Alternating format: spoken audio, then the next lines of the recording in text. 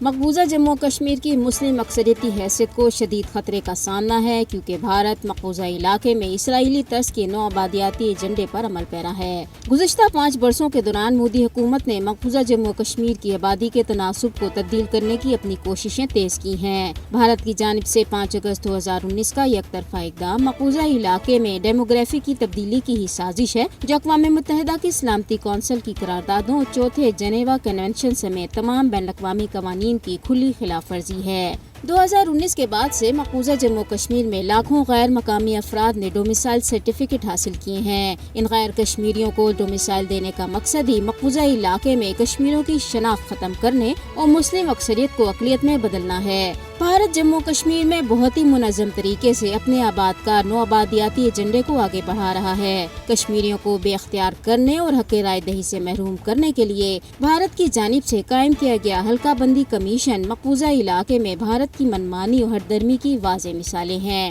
گزشتہ کچھ برسوں میں سینکڑوں بھارتیوں نے مقبوضہ علاقے میں اراضی بھی حاصل کی ہے جس کا مودی حکومت نے پارلیمنٹ میں اعتراف کیا۔ کشمیریوں کی زمین بھارتی شہریوں اور سرمایہ کاروں کو الاٹ کرنے کا بھی مقصد سرمایہ کاری کے نام پر بیرونی لوگوں کو علاقے میں آباد کرنا ہے۔ اہل کشمیر اپنے ہی وطن میں ملازمتوں اور دیگر مواقع سے محروم کیے جا رہے ہیں۔ جموں کشمیر کی ڈیموگرافی کو تبدیل کرنے کے لیے مودی حکومت کے اقدامات کی حیثیت ایک جنگی جرم کی سی ہے۔ کشمیریوں کو اپنے وطن کے آبادیاتی تناسب کو تبدیل کرنے کے لیے مودی کی سازشوں کا متحد ہو کر مقابلہ کرنا ہوگا۔ بین الاقوامی برادری کو مقبوضہ کشمیر میں مودی کے خطرناک منصوبوں کا نوٹس لینے کی ضرورت ہے۔ وقت آ گیا ہے کہ اقوام متحدہ مقبوضہ علاقے میں مودی حکومت کو آبادیاتی تبدیلی کے ایجنڈے پر عمل کرنے سے روکنے کے لیے مداخلت کرے۔